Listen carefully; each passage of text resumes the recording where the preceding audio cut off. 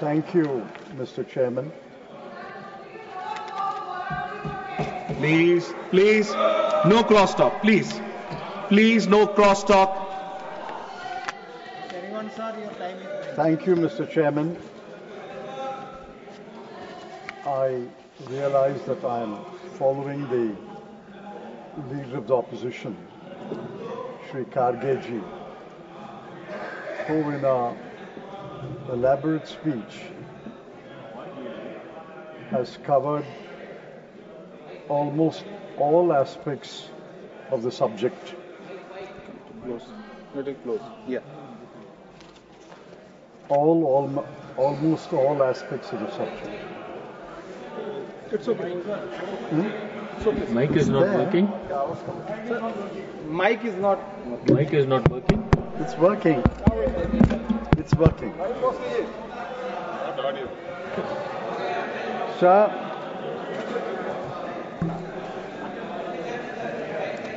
I'm No, glad mic is on. that we are eventually discussing Operation Sindoor. Ever since Operation Sindoor ended, we have been demanding that a special session of Parliament be called and to discuss Operation Sindoor. But the government, for reasons best known to it, refused to call a special session. All over the world, in every democratic country,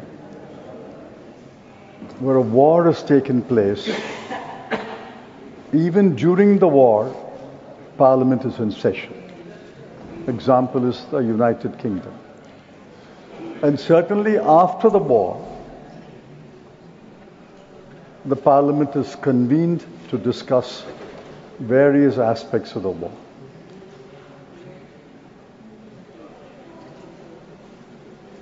If the subject is India's strong, successful and decisive Operation Sindoor in response to a terrorist attack in Pahalgam,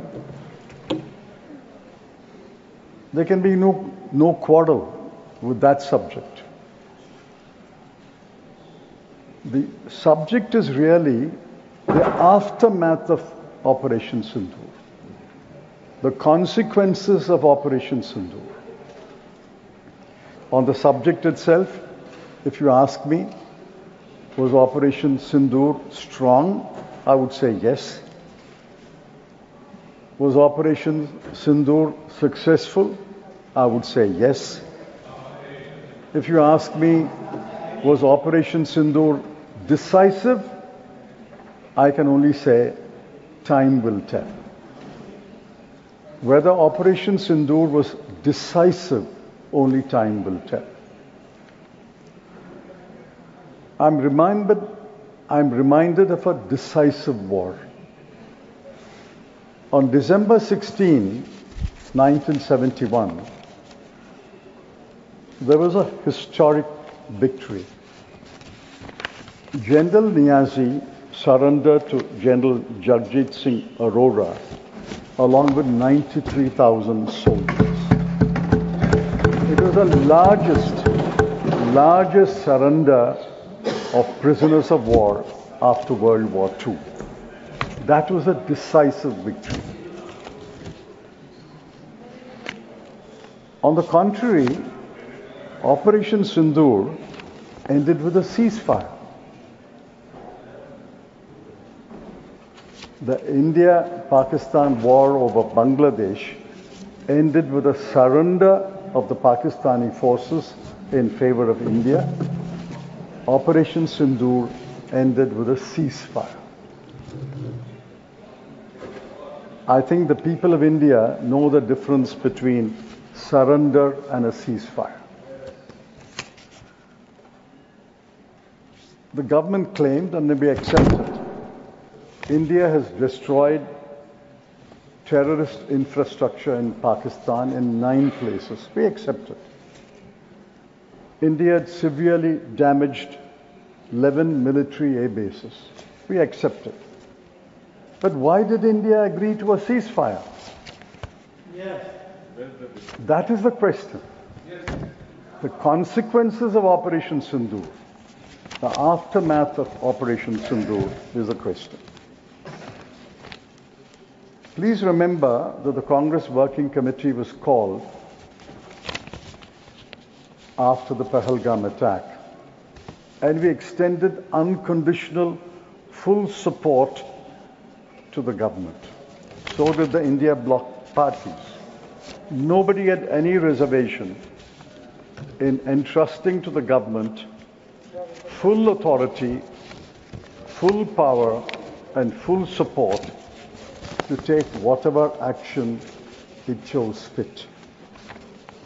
I wrote 2 columns on May 4 and May 11.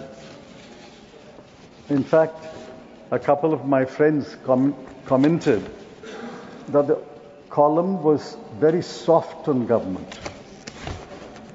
I said maybe, but this is consistent with my party line.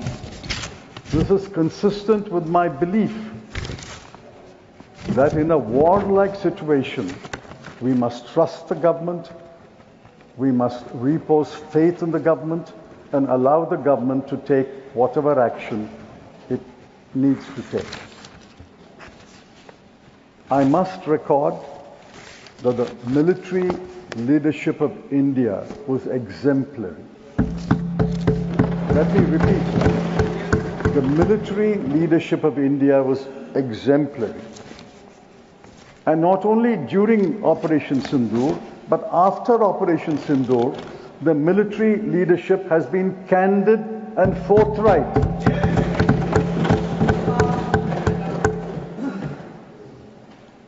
The Chief of Defence Staff admitted tactical mistakes. He also said after the tactical mistakes, they paused and the military leaders got together and re-strategized. He admitted losses, which is why, while I call the CDS and the other military leaders, their leadership exemplary, I call them candid, forthright, and transparent, because he admitted tactical mistakes, re-strategizing, and admitted losses. The Deputy Chief of Army Staff admitted that Chinese aircraft had been deployed. He also admitted that Chinese missiles had been deployed. He also admitted that drones, and we gather it's from Turkey, were deployed. If true, and I see no reason to disbelieve the Chief of Defence Staff and the Deputy Chief of Army Staff, if true, if Chinese aircraft J-10 and Chinese missiles PL-15 were deployed by Pakistan, the only conclusion is China was testing its military hardware in the India-Pakistan conflict. The Congress Working Committee, which met later, pointed out there was an intelligence and security failure. But government has so far not acknowledged the security failure and the intelligence failure. Please remember, I think Milind and Praful mentioned the Mumbai terror attack. I took over as Home Minister the day after the Mumbai terror attack was ended on December 1.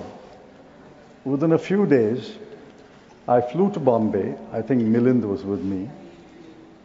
Flew to Bombay, and in the first press conference, I said, I admit security failure, intelligence failure, and I regret the failure. Why can't the government say that? Yes.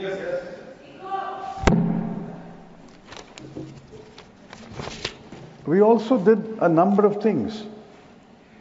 We also, to borrow the word of the Chief of Defense Staff, re-strategized. Within a month, 30 days, I asked the Cabinet to approve the National Investigation Agency Act. It was passed in that session and notified on 31st December 2018. The first two Director Generals of NIA were outstanding officers, one from Kerala cadre and one from Rajasthan cadre. We also amended the Unlawful Activities Prevention Act. We set up the NAD grid. We quickened the implementation of the CCTNS. And all this was done in 30 days. In fact, I may take you into confidence. I thought I had done my job and I should leave the Home Ministry. I was moved much against my wishes. But we did this in 30 days. We took confidence, we took the Parliament into confidence and did all these things. Now, where is that re-strategy? Where is the taking the Parliament into confidence? We heard the ministers. They were singing the praises of Operation Sindoor, for which I have no objection. But what about the aftermath of Operation Sindoor, the consequences of Operation Sindoor? We are in the same advanced stage of wisdom as when this debate began in the Lok Sabha yesterday. While I congratulated the military leadership as exemplary, I know what everybody will know what I'm intending to say.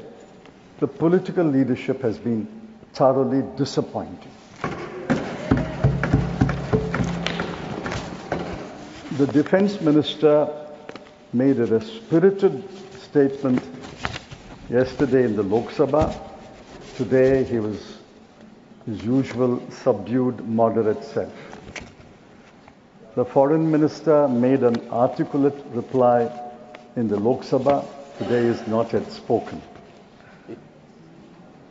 But I hope when the Foreign Minister speaks, because the Defense Minister has already spoken, they will copy or emulate the candor of the military leadership, admit the mistakes, and tell us what they are doing to re-strategize. So please understand, it's no longer preparing for a one-front war or a two-front war. Pakistan and China are no longer different fronts. It's a fused front. The pilots were Pakistanis, the aircraft were Chinese. The finger was Pakistani military leaders, the missiles were Chinese. The operator was Pakistani, the drones were from Turkey. Where is your plan? To fight not a one-front war, not a two-front war, but a fused front war of India fighting Pakistan and China fused together. Look at our neighbors. All our other neighbors are relatively peaceful. But on the northern and western and eastern border, we have India and China, and if they are fused in one front, that runs about 8,000 kilometers of border. Where is the thinking? Where is the hint of a thinking? So, after Operation Sindoor, the Foreign Secretary and his wife were told daughter was trolled. The Chief of Defence Staff was trolled. And I asked the government, did they not rise to his defense? I didn't hear their rising to their defenses. The CDS carried out the instructions of the government and successfully conducted Operation Sindoor. The Foreign Secretary was reporting the political decision to agree to a ceasefire. But to my great regret, the Foreign Secretary and his daughter were trolled. He had to shut down his social account, and the CDS was trolled. But I didn't see the political leadership rising to the defense of the military leadership. Yes. Sir, I move to another aspect of the consequences of Operation Sindoor. We sent delegations. The Congress Party also sent its members. I think the MPs did as best a job as they could do. But look at the context.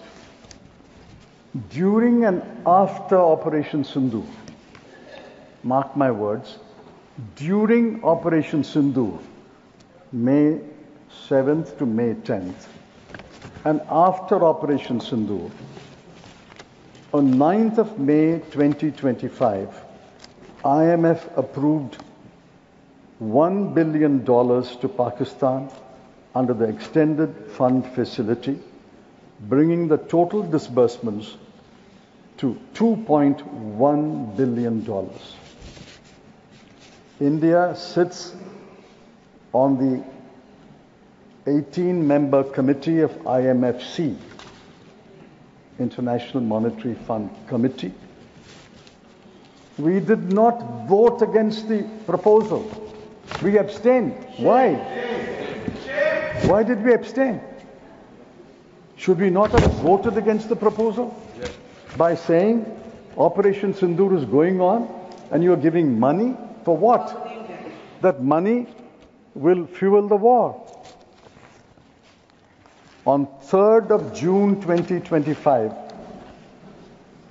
Asian Development Bank approved a loan of $800 million. Recently, the World Bank decided to lend $40 billion over a 10-year period. So who in the World Bank, who in the Asian Development Bank, who in the IMF is standing by us? US and China, otherwise rivals, voted in favor of all the proposals. They didn't abstain. They voted in favor of all the proposals. India did not vote against, but abstained.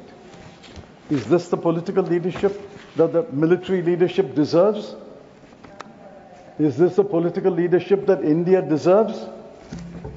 Is this the political leadership that pays tribute to the soldiers and the warriors who carried out Operation Sindoor? Worse, many members have mentioned, Pakistan has been elected as chairman of the UNSC Taliban Sanctions Committee. Pakistan has been elected as a vice chairman of the UNDC Counter-Terrorism Committee. This is the greatest irony. Pakistan is being elected vice chairman of the Counter-Terrorism Committee.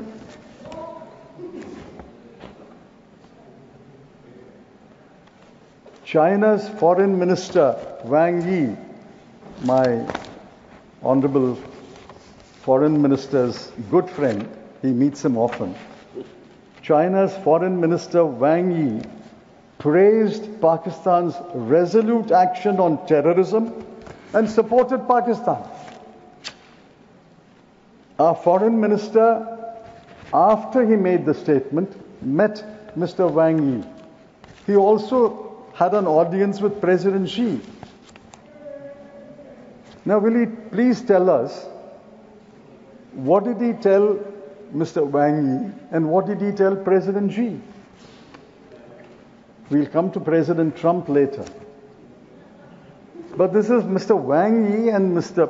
President Xi who support Pakistan, praise Pakistan's resolute action on terrorism. What did we do?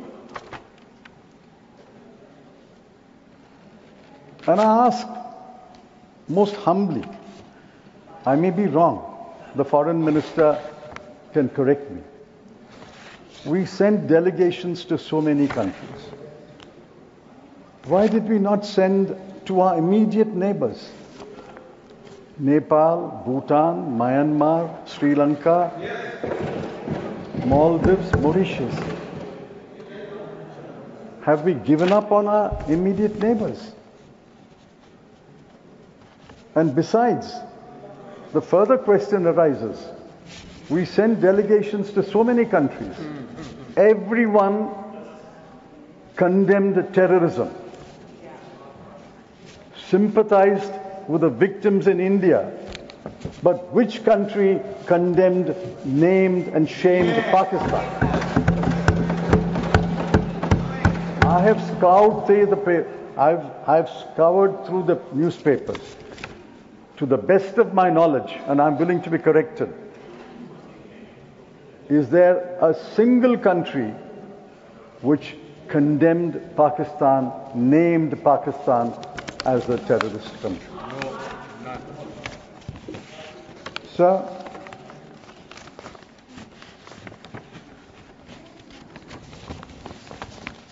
terrorism has not been wiped out in this country.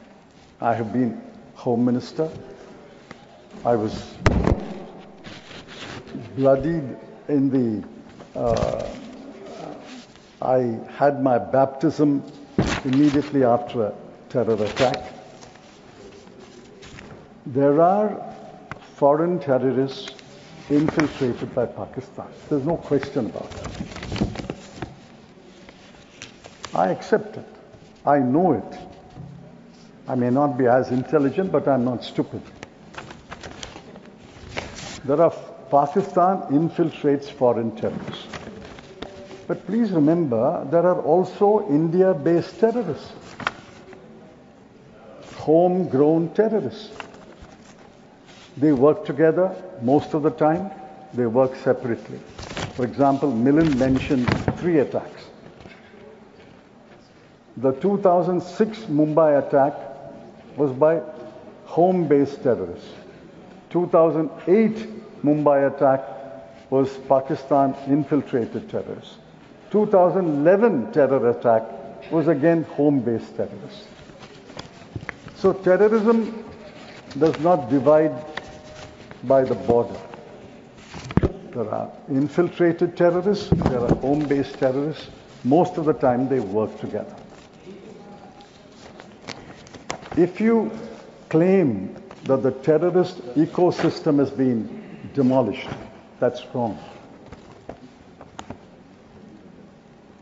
At the all-party meeting on 24th April 2025, the Home Ministry disclosed that between June 2014 and May 2024, that is the entire period of NDA government, before and after I'll come to, there were 1,643 terrorist incidents, 1,925 infiltration attempts, 726 successful infiltrations, and 576 security personnel were killed.